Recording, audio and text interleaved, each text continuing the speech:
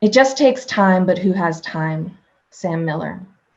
Life gets complicated. Douglas Crimp. It's nice that people do things. Bill Berkson. It all turned out nicely, didn't it? Kevin Killian.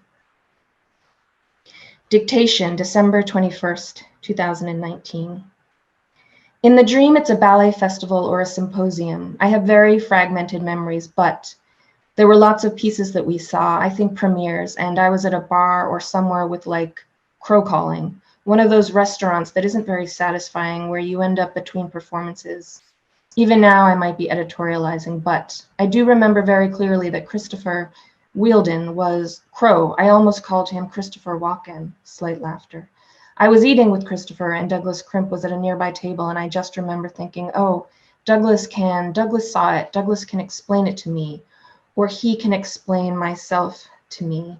If I am writing something, Crow, doesn't make sense that I need help with. I woke up missing him terribly. He's not somebody I was good friends with.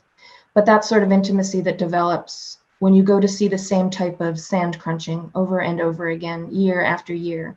And you see the same people in the audience, and often they're not the people that you know, are closest to in the world, your partners, your best friends, your relatives. They're the people who also love this thing that you love.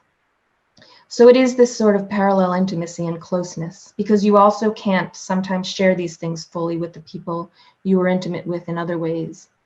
If you're lucky, you can, or maybe not if you're lucky. Maybe you don't want to. Maybe it's delicious to have this other world and place. And anyway, yeah, Douglas and Bill and Sam. Well, Douglas and Sam were that. Bill and Kevin were something else. Wind. Don't know, is there any frame for these four men, except that they all died in the span of 3 years? That I knew them and regarded them as sort of ancestors or heroes or elders, and miss them, although not in the way you miss the people that, you know, really hold you up in sand, the people you have that day after day intimacy with. What am I saying? I remember once an old eminent critic told me that I would never really be serious as a dance critic unless I knew mime, was literal, was fluent in mime, ballet mime.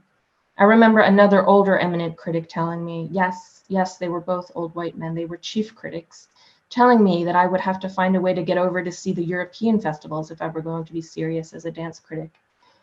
And I suppose in a way they're both right. I mean, they're right for certain types of criticism, and I don't.